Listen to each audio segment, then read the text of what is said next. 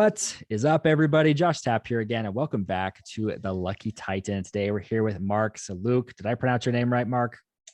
Sellouk. Sellouk. Okay, good. I was like, man, I just feel like I didn't even ask you that question before.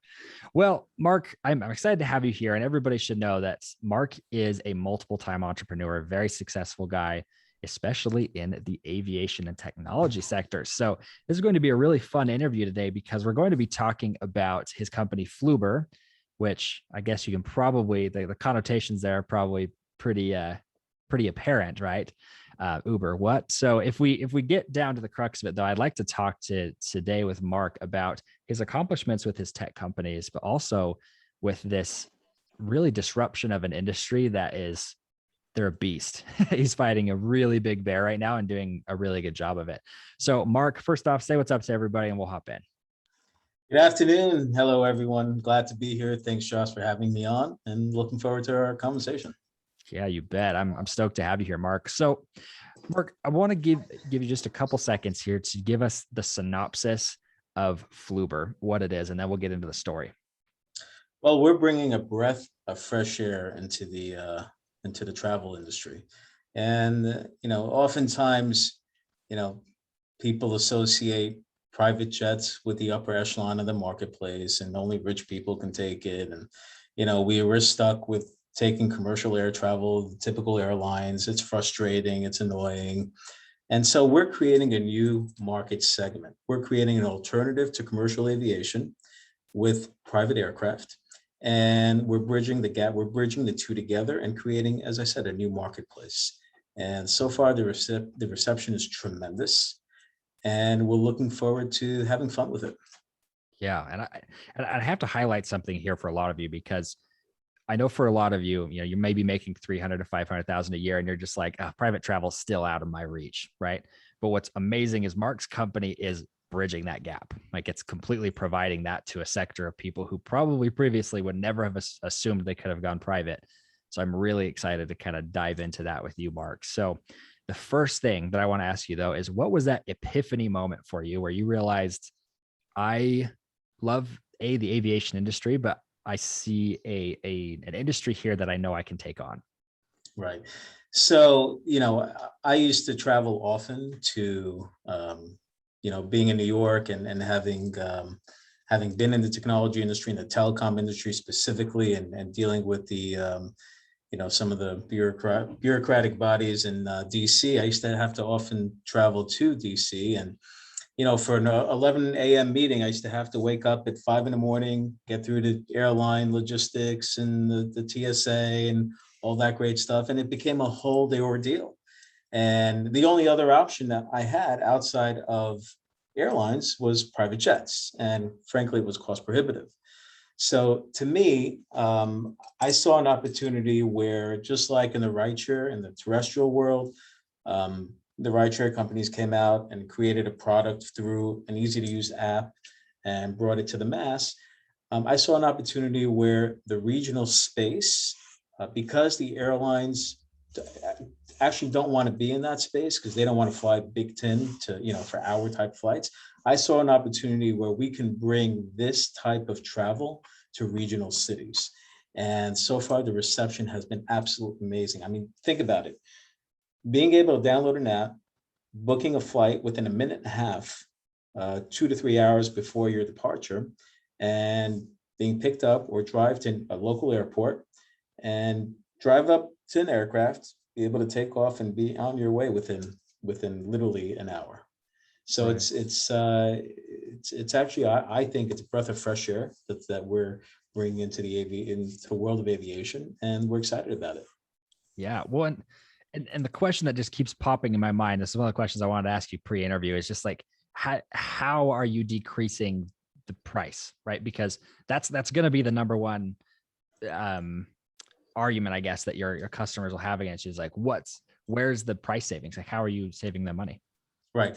So essentially, we're not really looking at the commercial airline space. We're looking at the private space, the private jets and the private market.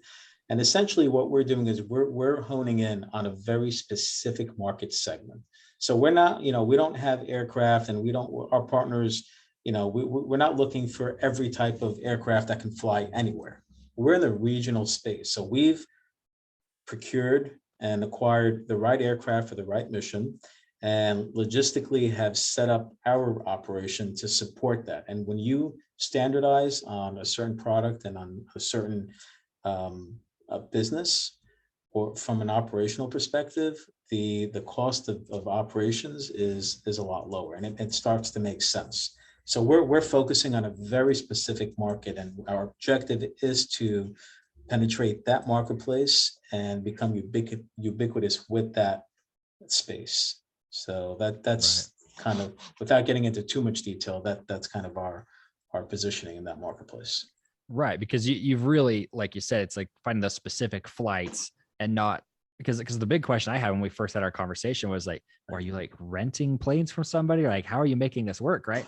And that's really not the case, right? You're like, well, it's already an existing market. You're just making it more accessible, first off, which is huge. So you would think, and obviously folks that are not in the aviation space may not know this, but not every aircraft owner or pilot can get up and say, hey, I'd like to take a passenger on today and then fly them somewhere. It doesn't work that way. There are licenses out there that are governed by the FAA. And just like an airline in our world is called a 121 operation, there's also what's called a Part 135 operation, which is an on-demand air taxi. And that's what we have. That's what we operate. So we not only leverage our own operator license, which is something that, from when I first started business, one of the first things I did was acquire that license.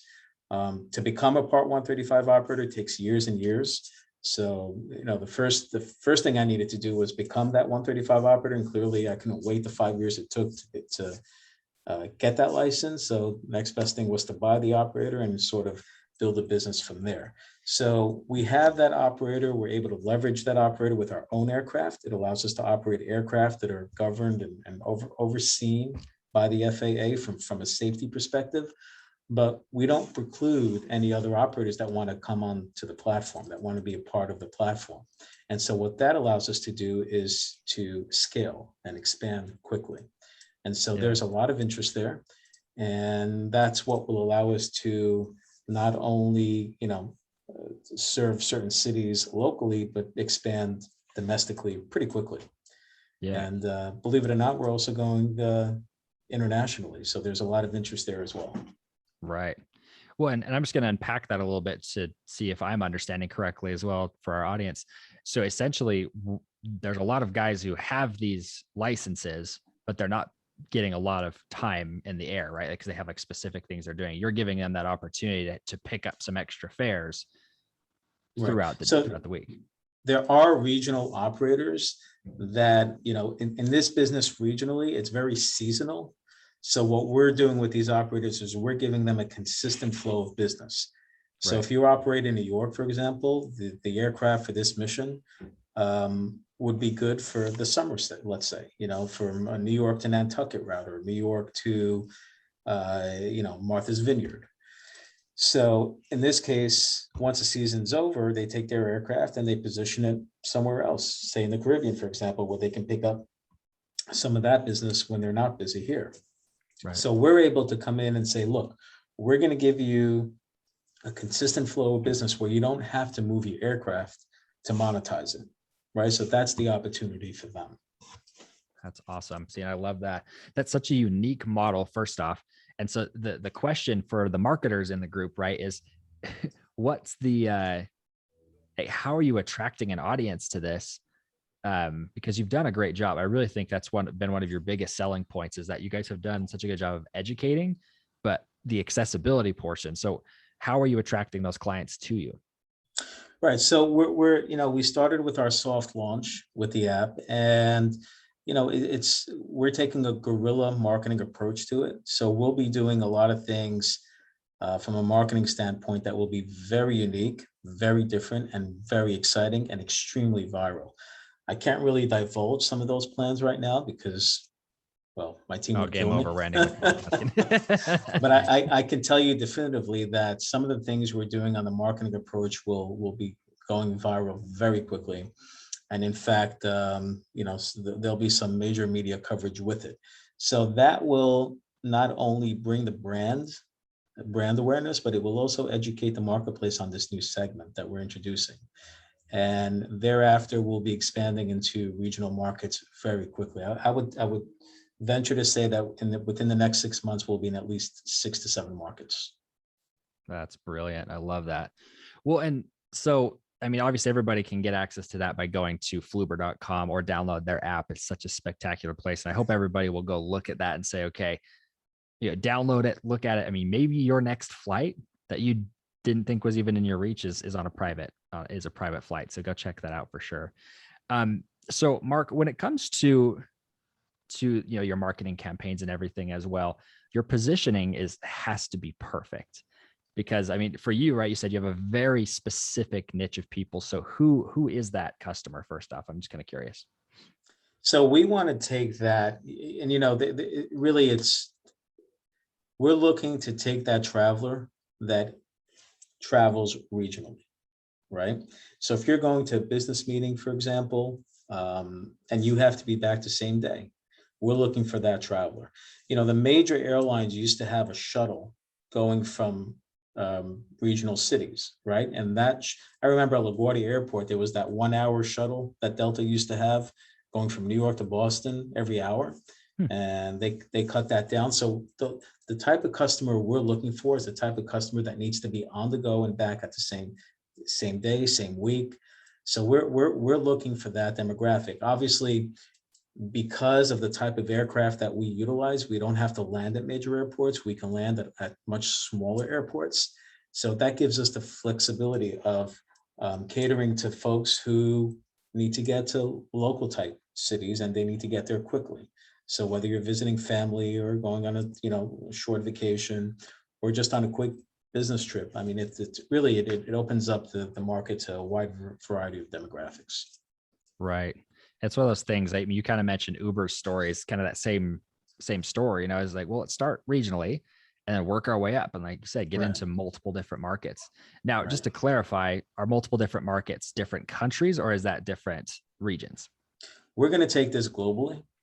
So our eye is we're eyeing this on a global scale. We're not looking to, this is not going to be small. We're going to get some good traction on it in terms of what our platform does, how it's marketed, and the reception really is going to drive its success. And so far over the last couple of weeks, the success that we've had has been tremendous. So we'll take this globally.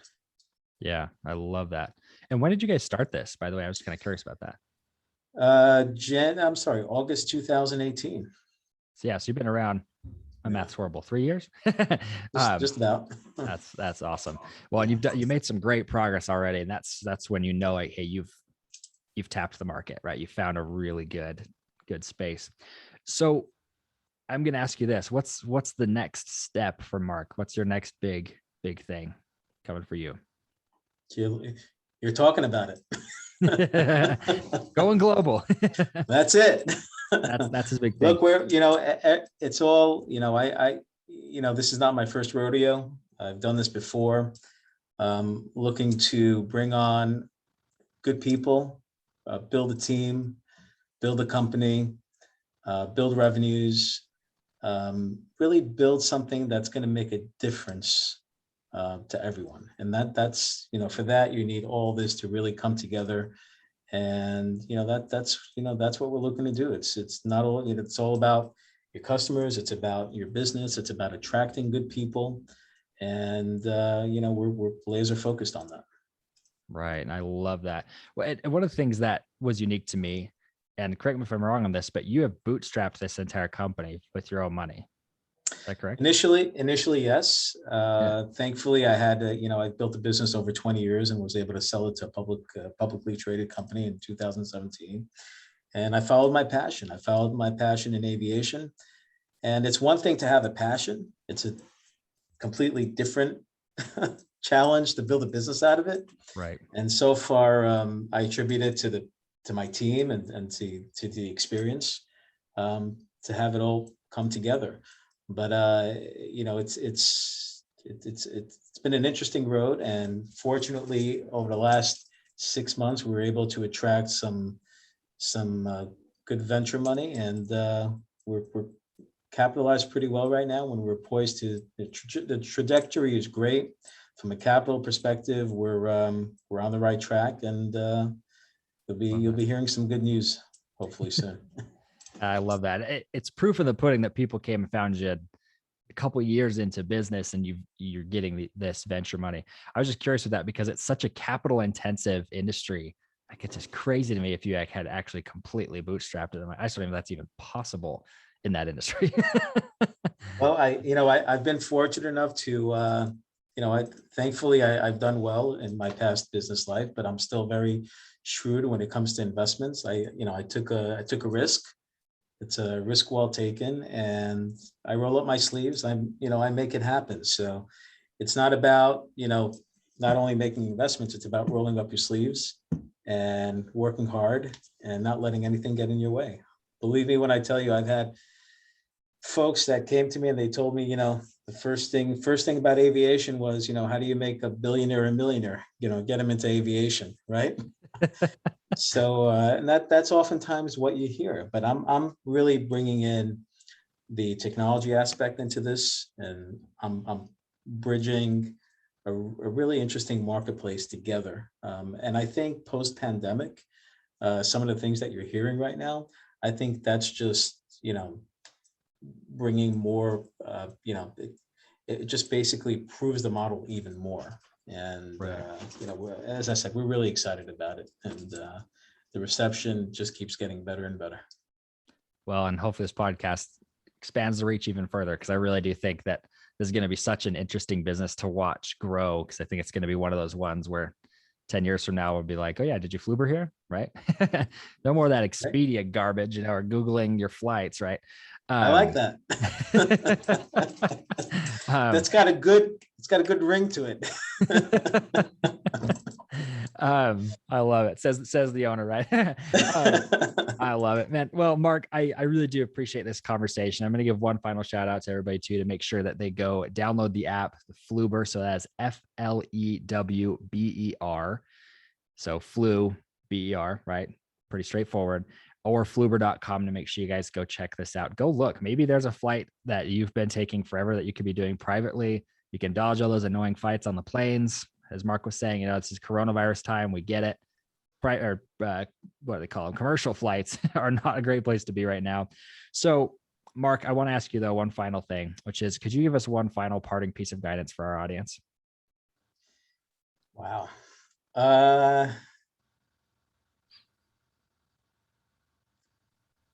Always look forward to a challenge, and don't let anyone bring you down, and stay focused.